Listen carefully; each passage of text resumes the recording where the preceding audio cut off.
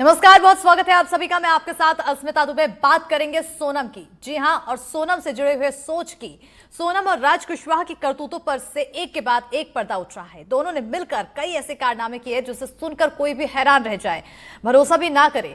राजा के मर्डर की अजीब सी प्लानिंग थी, हैरान करने वाली प्लानिंग थी, दिल दहला देने वाली प्लानिंग। आज हम उस सोच पर बात करेंगे जो किसी इंसान को इस हद तक ले जाती है कि सारी हदों को पार करते हुए उसके हाथ नहीं कांपते, वो आगे पीछे कुछ नहीं सोचता।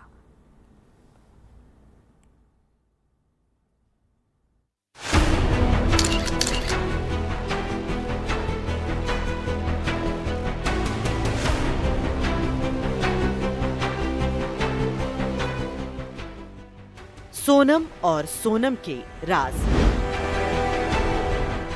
और एक अजीब किरदार, राज कुशवाहा।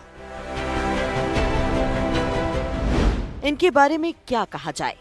करतूतें ऐसी कि मसाला फिल्में बनाने वाले भी ऐसी कहानी पर यकीन न कर पाए।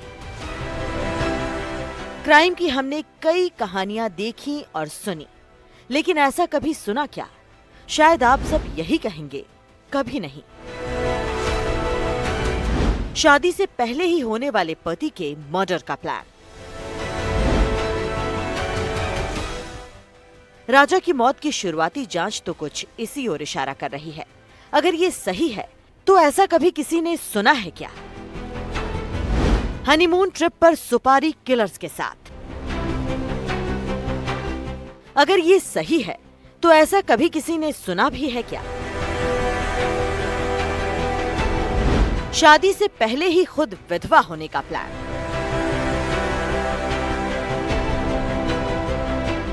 अगर सोनम ने ऐसा प्लान किया तो ऐसा कोई सोच भी सकता है क्या?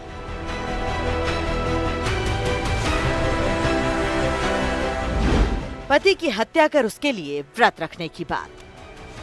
मेरा तो उपास है ना, मेरे को 2-3 बार बोल दिया। मैंने मैं घूमने के चक्कर में अपनी ग्यारह थोड़ी तोड़ूंगी। कहते हैं कि सोनम ने फोन पर अपनी सास को कुछ ऐसा ही बोला था, जबकि तब राजा की हत्या हो चुकी थी। फिर वही सवाल, ऐसा कोई सोच सकता है क्या? एक इंसान की जान को जरिया बनाकर प्रेमी से शादी का प्लान। सोनम और राज कुशवाहा ने ऐसा किया तो सवाल है कि ये सोच एक इंसान के जहन में आ भी सकता है, और आता भी है तो आखिर कैसे? और वो 3 सुपारी किलर्स, आकाश, आनंद और विकास, 20-25 साल की उम्र में चंद रुपयों के लिए हत्या करने के लिए तैयार हो जाते हैं। और 20-21 बरस का राज कुशवाहा सोनम की साजिश का सूत्रधार बन जाता है।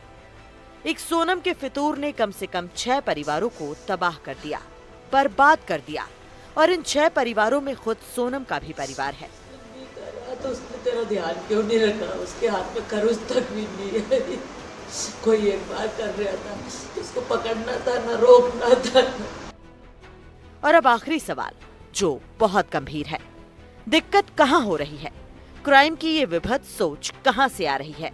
संवेदना, रिश्ते, अपनों की फिक्र जैसी चीजें कहाँ दम तोड़ रही हैं? एनडीटीवी के लिए ब्यूरो रिपोर्ट।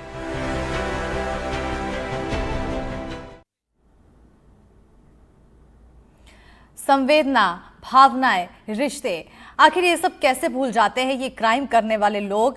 ऐसी सोच के साथ कैसे आगे बढ़ जाते हैं? ये तमाम सवाल हैं, और सवालों के जवाब के लिए हमारे साथ खास पैनल जुड़ चुका है। डॉक्टर अनुष्का शर्मा साइकोलॉजिस्ट हमारे साथ जुड़ चुकी हैं, डॉक्टर एवादवा फैमिली काउंसलर हमारे साथ जुड़ चुकी हैं, साथ ही साथ रघुवीर सिंह मीना जी हमारे साथ जुड़ चुके हैं, पूर्व आईपीएस हैं, हमारे सहयोगी भी जल्द जुड़ेंगे। आप सभी मेहमानों का बहुत बहुत स्वागत है आपका हमारे खास कार्यक्रम में। सबसे पहले तो मैं रघुवीर सिंह मीना जी आपकी ओर आना चाहूंगी सर, क्योंकि आप पहले भी कई ऐसे केसेस देख चुके होंगे, कई क्रिमिनल से मिले, कई क्रिमिनल के माइंडसेट को देखा। सोनम का भी अब ये एक उदाहरण हो गया।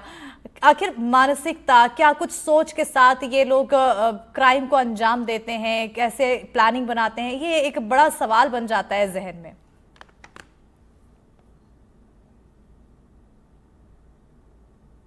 देखिए, ऐसा है कि पहले तो सबसे पहले मैं चाहूंगा कि राजा रघुवंशी को न्याय मिले और उनके पीड़ित माता पिता और परिजनों को मेरी ओर से बहुत बहुत संतापनाएं मिले। और जिस तरह से आपने आपका क्वेश्चन है कि ये माइंडसेट कैसे करते हैं, तो ये पहले इन लोगों को देखना चाहिए था, इनके परिवार, राजा के परिवार को भी देखना चाहिए था और सोनम के परिवार को भी देखना चाहिए था कि ये बच्चा बच्ची कहाँ किस जगह शादी करना चाह रहे हैं। और बहुत पहले से ऐसा नहीं है, माता पिता को मालूम रहता है, पड़ोसी लोगों को मालूम रहता है, मोहल्ले में मालूम रहता है कैसे क्या है। और जैसे राजा रघुवंशी तो अनभिज्ञ था इसमें, किंतु उनको अपने मित्रों, अपने परिजनों और सबके माध्यम से संबंध करते हैं, तो उसके पहले ये पता लगाना चाहिए। और ये क्रिमिनल माइंड इसका कैसे सेट हुआ, ये थोड़ा बड़ा मुश्किल कहना लग रहा है इसमें कि इसने कैसे किया होगा। और जब शादी के बाद में हनीमून मनाने जा रही है, शादी के पहले ही ये विधवा जैसा भी आप बता रहे होने जा रही हैं, महिलाओं से ऐसी अपेक्षा नहीं की जा सकती थी। और जो उसका राजा से पुराना संबंध था, उसके बारे में इन दोनों परिजनों को देखना चाहिए था। बिल्कुल, अपेक्षाएं तो वैसे किसी से भी नहीं की जा सकती, चाहे वो महिलाएं हो चाहे वो पुरुष हो, क्योंकि क्राइम क्राइम होता है। बहरहाल अनुष्का शर्मा जी, क्योंकि आप साइकोलॉजिस्ट हैं यशोदा हॉस्पिटल से, और डॉक्टर एवादवा जी आप भी फैमिली काउंसलर हैं यशोदा अस्पताल से। सबसे पहले मैं अनुष्का जी आपकी ओर आना चाहूँगी, क्योंकि हम माइंडसेट को लेकर यहाँ पर लगातार बात कर रहे थे। मॉरल वैल्यूज़ एक अहम चीज़ आ जाती है, एक डर आ जाता है कि अगर हम ऐसा करेंगे तो हमें इसकी ये सज़ा मिल सकती है, हमारी फैमिली पर ये इम्पैक्ट हो सकता है। आखिर इन लोगों के माइंडसेट में ऐसा क्यों नहीं आता है? मैम, सबसे पहले तो मैं ये बताना चाहूंगी कि सपना जी के अंदर एंटी सोशल पर्सनालिटी डिसऑर्डर का ट्रेट्स दिख रहे हैं। सो उसमें क्या होता है कि इन लोगों को सही गलत की समझ नहीं होती है। वो लोग अपने फायदे के लिए झूठ बोल सकते हैं, दूसरों को मैनिपुलेट कर सकते हैं और फिर बिना किसी गिल्ट के अपना क्राइम करते हैं। तो यहाँ पे जो मॉरल वैल्यूज की बात कर रहे हैं, तो वो उनके दिमाग में आता ही नहीं है। वो आगे की सोचते ही नहीं है, कॉन्सिक्वेंसेस क्या होंगे, कोई गिल्ट नहीं है, कोई रिमोर्स नहीं है, और सामाजिक नियमों का कोई कंसिडर नहीं करते हैं ये लोग। बिल्कुल, तो सामाजिक नियमों का इन पर कोई असर नहीं पड़ता है, और यही एक वजह है जो इतने बड़े क्राइम को बढ़ावा दे देता है। डॉक्टर एवादवा जी आपकी ओर आना चाहूँगी, क्योंकि आपसे पहले भी जिक्र हुआ था एंटी सोशल पर्सनैलिटी को लेकर, बॉर्डर लाइन पर्सनैलिटी को लेकर, लेकिन जब बात फैमिली की आती है, क्योंकि कोई भी बच्चा होता है उसे बचपन से सिखाया जाता है, समझाया जाता है परिवार के द्वारा। सबसे ज़्यादा सीख जो परिवार देता है वो बाहर का आदमी उतना नहीं दे सकता है। आखिर यहाँ पर फैमिली का कितना बड़ा रोल रहा होगा इस मानसिकता को और ज़्यादा विकसित करना?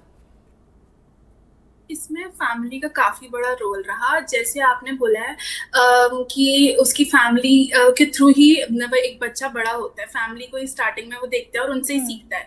तो फैमिली में इसने इतना अच्छा सिक्योर एनवायरनमेंट इसको मिला नहीं होगा जहाँ वो अपनी फीलिंग्स एक्सप्रेस ना कर पाई। हो सकता है कि उसने अपनी फीलिंग्स को दबा लिया हो कि मेरा कोई बॉयफ्रेंड है और मुझसे उससे शादी करनी है, पेरेंट्स ने हो सकता है उसको फोर्स किया हो ये सब करने के लिए, ये भी एक हो सकता है। और उसके साथ साथ वो हो सकता है कि वो उसके पेरेंट्स ने उसकी बातें ना सुनी हो बचपन में, जिसकी वजह से उसकी सिक्योर एनवायरनमेंट ना हुई हो और निगलेक्ट हुआ हो, उसको छोड़ दिया हो, जो बोल रही है उसकी बातें ना माननी हो। तो ये भी वजह हो सकती है जिसकी वजह से उसकी ऐसी पर्सनालिटी बनी हो और फिर उसने अब अपने हस्बैंड को मार दिया। बिल्कुल, रघुवीर जी सर आपकी ओर आना चाहूँगी, क्योंकि सोच के ही बड़ा खौफ आता है मन में कि आखिर ऐसे कोई इतनी बड़ी प्लानिंग कैसे कर सकता है। और जब बात सोनम और उसके साथी जो आरोपी हैं उनकी की जाए, तो बहुत कम उम्र के 20 से 25 साल तक की उम्र है इनकी। अभी उनके करियर बनाने की उम्र है, और इस उम्र में उन्होंने इतने बड़े अपराध को, वारदात को अंजाम दिया, एक बहुत ही खौफनाक है। और भी ऐसे ही क्रिमिनल हैं, क्रिमिनल माइंडसेट, आखिर वो किस तरह का एग्रेशन लेकर चलते हैं, किस तरह की क्रूएल्टी लेकर चलते हैं, उनके अंदर खौफ क्यों नहीं आता है, उनसे डील करना कैसा, कितनी बड़ी चुनौती होती है? देखिए मैडम, क्वेश्चन आपका बढ़िया है। ये सब कुछ उनके पारिवारिक बैकग्राउंड पे भी निर्भर करता है। अब इन लड़कों का जो आरोपी है इस केस में, इनका पारिवारिक बैकग्राउंड क्या है, इनके केवल पैसे की चाहत है क्या है, ये सब चीजें इनके ऊपर निर्भर करेगा। और इनकी एजुकेशन क्या है, शिक्षा क्या है और परवरिश कैसी हुई, इसके ऊपर निर्भर करेगा। आदमी रातों रात पैसे वाला बनना चाहता है, धनाढ़ बनना चाहता है, इस लालच में इन लोगों ने किया है। और बहुत बड़ी बात नहीं है, आजकल लोग तरह तरह के देखते रहते हैं, आजकल संसाधन इतने हो गए हैं देखने के ये क्राइम के बारे में। तो उन्होंने सोचा है कि जल्दी से जल्दी, अपना बहुत कुछ नहीं जा रहा है इसमें, अपना क्या जा रहा है, और मरने वाला मर जाएगा, अपन को पैसा मिल जाएगा। और इनका पारिवारिक ग्राउंड जब देखा जाएगा तो समझ में आ गया कि इनके परिवार कैसा क्या पारिवारिक बैकग्राउंड है। बिल्कुल, पारिवारिक बैकग्राउंड अगर देखें तो उसमें जाहिर तौर पर लगता है कि पैसे की यहाँ पर बहुत ज़्यादा ज़रूरत है। अनुष्का जी, आपकी ओर आना चाहूँगी, क्योंकि देखिए एंटी सोशल पर्सनैलिटी की बात आप यहाँ पर कहती हुई नज़र आ रही हैं। क्या ये माना जाए कि जितने भी क्रिमिनल होते हैं, जितने भी मर्डरर होते हैं, क्राइम को जो अंजाम देते हैं, उनके अंदर यही ट्रेट्स होता है एंटी सोशल पर्सनैलिटी का? मैम ज्यादातर तो यही देखा गया है कि जिन लोगों के अंदर एंटी सोशल पर्सनालिटी डिसऑर्डर है, उनके चांसेस बहुत ज्यादा बढ़ जाते हैं क्राइम करने में। तो हाँ, मैं कह सकती हूँ कि ऐसा पॉसिबल है। दूसरी चीज, जैसे मैं ये बता रही हूँ कि ये लोग बहुत ज्यादा मैनिपुलेट कर देते हैं, तो इन्हें झूठ बोलने में कोई परेशानी नहीं होती है। इन्हें सोसाइटी के जो लॉज है या फिर नॉर्म है, रूल्स है, तोड़ने में कोई दिक्कत नहीं होती है और वो आराम से उसको कर लेते हैं। सो मुझे तो लग रही है। बिल्कुल, तो कहीं ना कहीं एंटी सोशल पर्सनैलिटी एक ऐसा ट्रेड जो बहुत ईजिली लोगों को मैनिपुलेट कर देता है, जो झूठ बोल देता है। वाधवा जी, क्योंकि कल भी इसको लेकर हमने जिक्र किया था, बार बार हम यही जिक्र कर रहे हैं, पहचानने में बहुत बड़ी परेशानी आती है और हमारे आसपास बहुत सारे लोग हैं, लेकिन बात जब फैमिली की आती है तो क्या ये माना जाए कि इन लोग जो क्रिमिनल हैं, इनकी फैमिली भी सेम ट्रेड्स लेकर चल रही हो, वही मानसिकता हो, वही डिसऑर्डर उनके अंदर भी हो? ये बिल्कुल पॉसिबल है कि फैमिली के अंदर भी यही हो सकता है। जैसे हमने पहले जिक्र किया है कि फैमिली से ही बच्चा सीखता है, तो हो सकता है कि फैमिली के अंदर भी यही ट्रेड्स हो और फैमिली ने वही एनवायरनमेंट में ऐसा देखा हो, तो उसकी वजह से उसने बच्चे ने सीख लिया।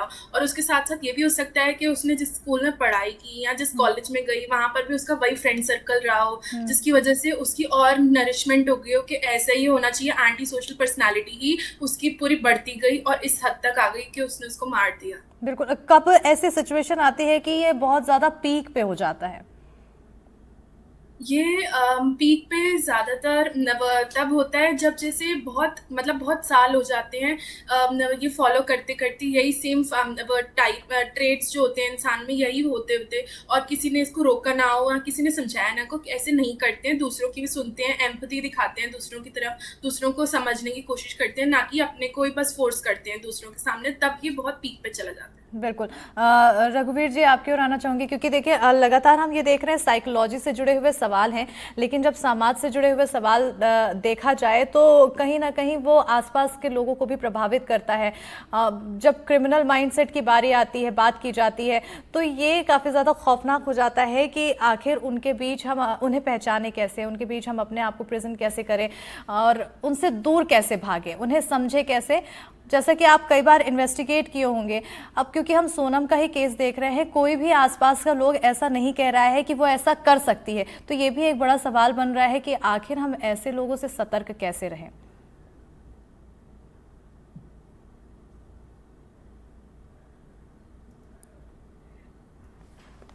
बिल्कुल, रघुवीर जी की ओर बढ़ेंगे, लेकिन उससे पहले डॉक्टर ए वाधवा जी, आपकी ओर आना चाहूँगी, क्योंकि माफ़ कीजिएगा अनुष्का जी, आपकी ओर आना चाहूँगी। बार बार हम यही सवाल पूछ रहे हैं साइकोलॉजी से जुड़ा हुआ, और अभी जैसा कि हमने कहा कि फैमिली में भी ऐसे ही ट्रेट्स पाए जाते हैं, और एक समय आता है कि जब ये जो साइकोलॉजी होती है, ये जो डिसऑर्डर होता है, वो पीक पे होता है, लेकिन इसको पहचाना कब जा सकता है? क्योंकि एक एज होता है जब टीन एज होता है, उस एज में हम ये नहीं कह सकते हैं कि इस इंसान के अंदर ये ट्रेट्स हैं, क्योंकि तब बदलने की काफ़ी ज़्यादा चांसेस होते हैं इंसान के, तो वो हम कैसे पहचाने कि इसके अंदर ये ट्रेट्स आ रहे हैं?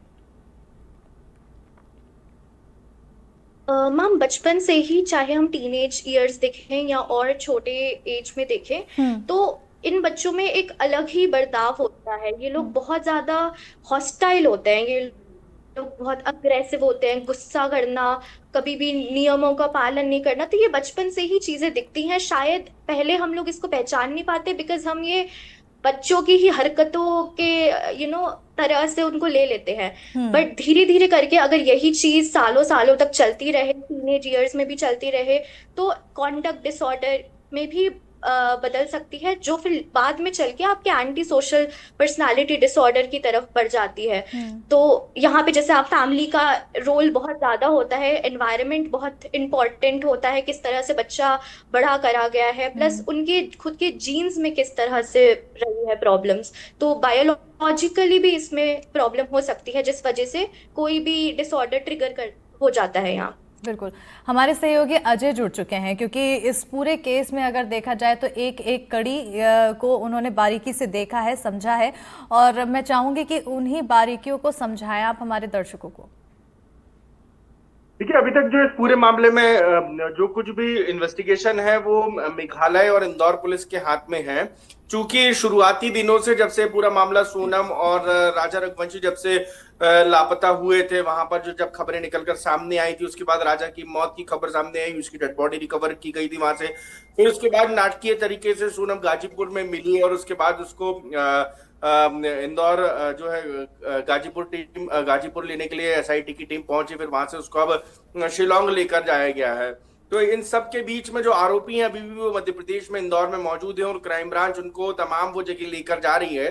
ये टीम जो है क्राइम ब्रांच की, वो सिर्फ मेघालय की जो एसआईटी है उसका सहयोग कर रही है और पूरे एविडेंस इकट्ठा कर, चूंकि लोकल इंटेलिजेंस है बहुत स्ट्रांग एमपी क्राइम ब्रांच का वहां पे, तो लिहाजा जितने भी एविडेंसेस है वो कलेक्ट किया जा रहा है, चाहे आरोपियों को उनके जहां पर उन्होंने एविडेंसेस नष्ट किए थे, चाहे फोन की सिम निकाल के फेंकी हो या उनने हत्या की वारदात को अंजाम देने के बाद जो कपड़े थे उनको ठिकाने लगाया हो या दूसरी अन्य चीजें, उन तमाम चीजों के इंटरोगेशन के लिए उनको ले जाया जा रहा है।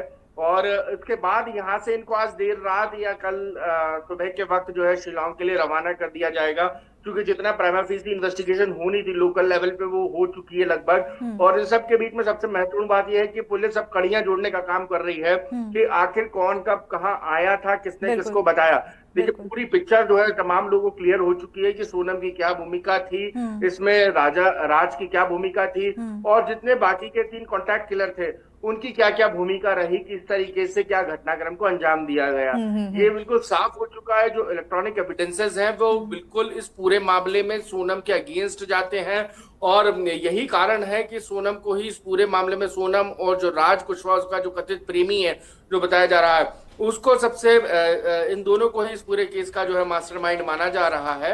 और जो अन्य तथ्य निकलकर सामने आ रहे हैं वो ये है कि सोनम जो है शादी के लिए तैयार नहीं थी, परिजनों ने लगातार दबाव बनाया था, खासतौर पे दबाव इस बात को लेकर था कि समाज में शादी करना है। बिल्कुल, परिवार यही एक दबाव बना और इस पूरे मर्डर के पीछे की वजह बन गया, और ये दबाव अगर ना हुआ होता तो शायद आज राजा जिंदा होता। रघुवीर सर, आपकी ओर आना चाहूंगी, क्योंकि जब भी कोई भी क्राइम हम देखते हैं तो अक्सर देखने को मिलता है या कोई जो क्रिमिनल होता है किसी मूवी से प्रभावित होता है, या क्योंकि अब इन लोगों की एज देखे तो बहुत कम उम्र है और इतना सोचने समझने की इनके वो नहीं नजर आती है कि सोच सकते हैं।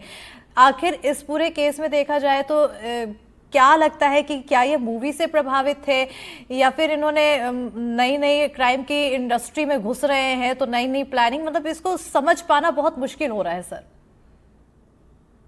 देखिए मैडम, बहुत कहना मुश्किल है, फिर भी मैं ये कहूंगा कि इनके फैमिली बैकग्राउंड का बहुत कुछ इस पे असर है। और इनके परिवार वालों ने जब छोटे से स्कूल में जाते होंगे ये, उस समय से इनका क्या रहा होगा, क्या ये बचपन में क्या हरकतें कर रहे होंगे, और इनके पेरेंट्स को उन पर कंट्रोल करना चाहिए था। और फिर इनको लगा कि पैसे का लालच, जो इजी मनी इनके हाथ में आ रही थी कि 2-4 दिन घूमना भी हो जाएगा और ये हो जाएगा, बहुत ज्यादा परिपक्व तो लग नहीं रहे हैं कि ये अभी ये इनकी शुरुआती थी, ये एंट्री थी इनकी क्राइम में। हो सकता है इनका पुराना प्रीवियस रिकॉर्ड ना हो, और परिवार में और मोहल्ले में जरूर इनकी हरकतों से लोग वाकिफ होंगे कि किस तरह के माइंड के हैं ये लड़के। तो निश्चित तौर पे इनके मोहल्ले में और परिवार में मालूम होगा। और आपका मेरे को तो इसके सबके पीछे इनके आर्थिक वो रहा मुद्दा कि किस तरह से हम ये इजी मनी प्राप्त कर लें, ये मेरे ख्याल से लग रहा है मुझे। बिल्कुल, ये जो आर्थिक मुद्दा है ये तो खैर अन्य आरोपियों के साथ समझ में आता है सर, लेकिन जो सोनम है और उसका परिवार है, अगर पड़ोसियों की हमने जो बातचीत सुनी थी उनमें उन्होंने साफ तौर पर बोला था कि वो कोई भी गतिविधियों से ऐसे नहीं लगते थे, ना ही सोनम कभी ऐसी लगी है, तो ये पहचान पाना बहुत मुश्किल हुआ। देखिए मैडम, ऐसा है कि कोई पड़ोसी भी कहना नहीं चाहता है किसी की लड़की के बारे में। यदि वो कहेंगे कि आपकी लड़की गलत रास्ते पे चल रही है तो सबसे पहले उनसे एविडेंस मांगेंगे कि मैं एविडेंस बताइए, आप हमारी लड़की को क्यों बदनाम कर रहे हैं। सबसे कोई भी जिसको जानकारी भी होता है तो वो कोई भी नहीं बताना चाहेगा। आज जैसे मुझे किसी के बारे में जानकारी है कि फलाने का लड़का या लड़की यहाँ गलत रास्ते पे चल रहे हैं। कभी किसी मैंने अपने मित्र को बोल दिया था, वो ड्रिंक करता था, दिल्ली में यूपीएससी की तैयारी कर रहा था, तो मैंने बोल दिया कि आपका बच्चा सिगरेट पीता था, चैनल स्मोकर है। शराब की तो मैंने बात ही नहीं की। इसके बाद मुझसे बोला कि रघुवीर जी आप ऐसा मत बोले, भगवान के लिए मेरे बच्चे को बदनाम ना करें, इस तरह बच्चे के बारे में। तो आज वो व्यक्ति खुद मुझसे बोलता है कि मेरा बच्चा यार रात को 3 बजे तक दारू पीता है। तो कोई कहना भी नहीं चाहता, फिर आदमी आगे गांठ बांध लेता है कि बिल्कुल नहीं बताया जाए। पड़ोसियों को सब मालूम रहता है, सबके परिवार की हरकतें मालूम रहती है, किसके यहाँ क्या हो रहा है क्या नहीं हो रहा, सब हरकतें मालूम रहती है। तो कोई बताए, माता पिता के डर से नहीं बताना चाहते हैं। और चूंकि ये इंटरकास्ट मैरिज का मैटर भी था, तो परिवार वालों के, इनके सोनम के परिवार वालों को तो ये स्वीकार हो ही नहीं सकता। वो भी माता पिता चाहता है, चाहे लड़का हो या लड़की हो, उसमें माता पिता अपने संबंध करें और सोचते हैं कि अभी जैसे इनका चलो ठीक है अफेयर चल रहा है, आगे चल के ये सेट हो जाएंगे, जब कर जाएंगे साल 6 महीने में सामने वाले को भूल जाएंगे। इस तरह की बातें होती है। बिल्कुल। बादमा मैम आपकी ओर आना चाहूंगी, क्योंकि जैसा कि पहले भी जब जिक्र हुआ था, कहा गया कि एंटी सोशल पर्सनैलिटी जो होते हैं वो फीलिंग्स नहीं रख पाते हैं या फिर कुछ भावनात्मक तौर पर सोच नहीं पाते हैं। लेकिन यहाँ पर जो सोनम को हम देख रहे हैं वो अपनी प्रेमी को लेकर बहुत ज़्यादा सीरियस है, तो फीलिंग्स तो यहाँ पर डेवलप हुई है, फिर वो कैसे? वो ये हो सकता है कि उसको स्टार्टिंग से ही अपने पेरेंट्स को उसको मना करने की इच्छा हुई हो कि मैं मना करना चाहती हूँ अपने पेरेंट्स को कि मेरे साथ उसके साथ शादी मत कराएं मेरी, बट उसके पेरेंट्स ने ना सुनी हो। और ये भी हो सकता है कि स्टार्टिंग से उसका रिलेशनशिप अच्छा रहा हो उसके बॉयफ्रेंड के साथ, जिसकी वजह से उसने ये समझा हो कि वो मेरी बातें सुन रहा है, वो मेरी जो मैं फीलिंग्स एक्सप्रेस करना चाह रही हूँ, जो मेरे पेरेंट्स नहीं सुन पा रहे हैं या मेरा हस्बैंड नहीं सुन पा रहा, वो मेरा बॉयफ्रेंड सुन रहा है। उसकी वजह से उसकी अटैचमेंट उससे हो गई हो। यह हो सकता है कि उसकी फीलिंग्स वहाँ इसलिए डेवलप हुई हो। बिल्कुल। तो क्या ये लोग कुछ महसूस कर पाते हैं फीलिंग्स? क्योंकि एक लड़की जब अपने सामने किसी को मार सकती है, किसी को मरवा सकती है और इतनी बड़ी प्लानिंग रच सकती है, और उस दौरान उसने कुछ महसूस नहीं किया, तो क्या इस सिचुएशन में भी उसने राज को लेकर सच में कुछ महसूस किया होगा, या फिर कर पाना उसके लिए कितना संभव रहा होगा? ये भी बहुत कंफ्यूजिंग सा है अनुष्का जी। हाँ जी, जैसे अभी बादबा जी ने बताया कि जिस तरह से इनका नॉरिशमेंट हुआ है बचपन से, तो हो सकता है कि उनके कहीं कंट्रोलिंग पेरेंट्स रहे हो, नेग्लेक्ट करा गया हो बचपन में। तो ऐसे लोग क्या होते हैं, वो दूसरे से क्लोज होना बहुत क्रेव करते हैं, लेकिन फिर रिजेक्शन से भी डरते हैं। तो इसीलिए कुछ लोगों से बहुत ज्यादा ही डिपेंडेंट हो जाते हैं, जैसे यहाँ पे केस में दिख रहा है। प्लस यहाँ पे जो फीलिंग्स की बात आ रही है कि फीलिंग्स हम बोल रहे हैं कि नहीं भी है, लेकिन फिर फीलिंग्स है भी उनके लवर के लिए। तो ये हो सकता है कि उनको एक वाइट लाइट में देखा हो। जैसे ये लोग क्या होता है, ब्लैक या वाइट ही देखते हैं, या तो कोई पर्सन इनके लिए बहुत ही अच्छा होता है या कोई पर्सन इनके लिए बहुत ही बुरा होता है। तो हो सकता है कि इनने राजा को एक बहुत ही नेगेटिव लाइट में देखा हो, जिसके कारण उनने प्लान करा गया हो कि बिल्कुल। कुल मिलाकर अगर देखा जाए तो जिस तरह से इस पूरे केस के अगर हम ब्रीफ में समझें, तो परिवार का प्रेशर यहाँ पर एक देखने को मिला है। दूसरी चीज कि परिवार की ही तरफ से बचपन में ही जो मॉरल वैल्यू सिखानी चाहिए उसकी कहीं ना कहीं यहाँ पर कमी देखने को मिली है। और आज एक ऐसा समय कि इतना बड़ा अपराध हुआ और एक मासूम की यहाँ पर जान चली गई, और इसी तरह से अन्य केसेस में भी अगर देखा जाए तो कहीं ना कहीं बड़ा रोल परिवार जरूर निभाता हुआ नजर आता है। बहरहाल आप सभी मेहमानों का हमारे साथ जुड़ने के लिए बहुत बहुत शुक्रिया। डॉक्टर अनुष्का जी, डॉक्टर बादबा जी, रघुवीर सर हमारे साथ जुड़े। आप अजय, बहुत शुक्रिया तमाम जानकारी देने के लिए। और इसी के साथ हमारे इस खास कार्यक्रम में फिलहाल इतना ही।